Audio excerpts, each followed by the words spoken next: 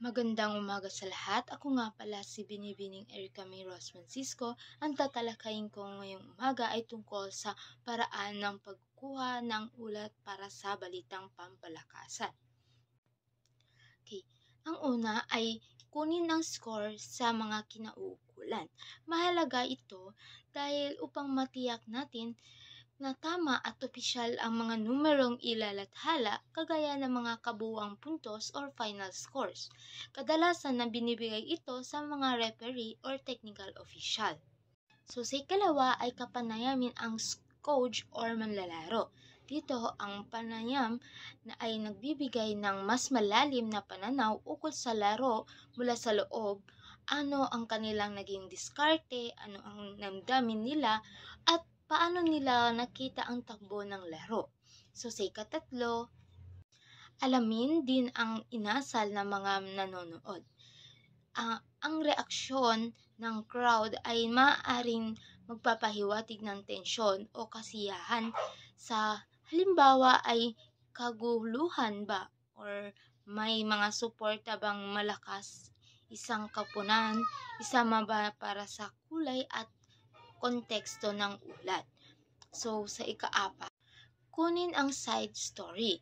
Dito, hindi sapat na alam lang kung sino ang nanalo, mahalaga ring alam kung bakit at paano, kagaya ng injuries, controversial na tawag ng referee or emotional na motivation ng mga manlalaro. So sa ikalima, huwag kaligtaang isama ang mahalagang detalye, kabilang dito yung mga buong pangalan ng manlalaro at coach. Mahalaga rin yung score, minuto at segundo, lalo na kung may buzzer beater.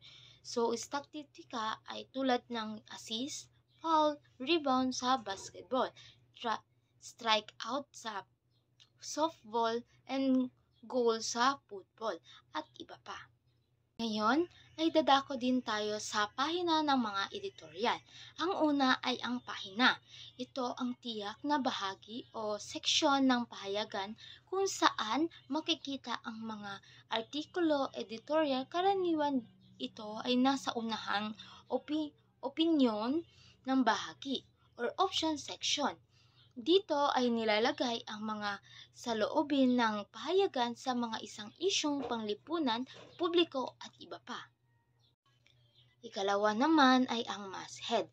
Ang masthead ay isang bahagi ng nasa itaas na pahinang ng pahayagan na nagpapakita ng mga pangunahing detalye nito, tulad ng mga pangalan ng editor, publisher, punong patnugot, petsa ng pagkakahalat-hala, lugar ng paglilimbag at iba pang impormasyong teknikal.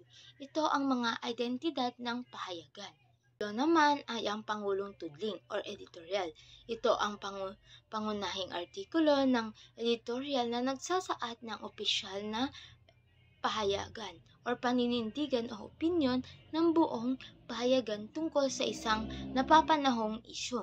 Hindi ito nilalagyan ng mga pangalan ng may agda sapagkat ay kolektibong pananaw ng buong pagnugot.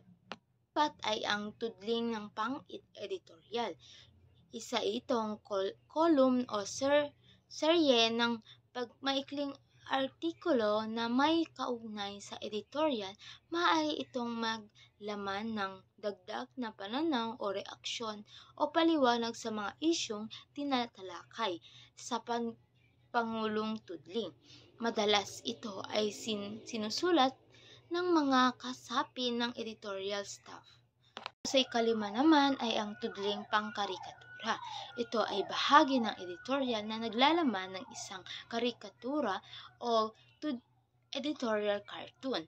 Isang kalarawan o guhit, ito ay naglalarawan ng isang issue o gamit ang isang salita o pagpapatawa upang ipahayag ang opinyon ng pahayagan sa isang mas malikhaing pamamaraan.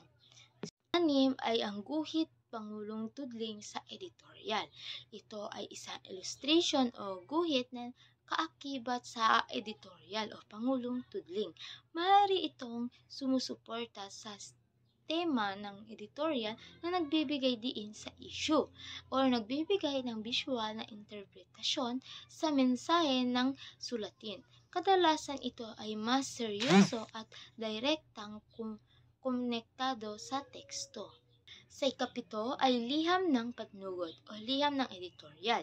Ito ang reaksyon kung saan nilalathala ang mga sulat o opinyon mula sa mga mambabasa.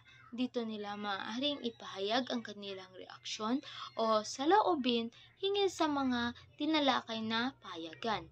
Ito ay pinili at inedit ng mga editor bago iathala.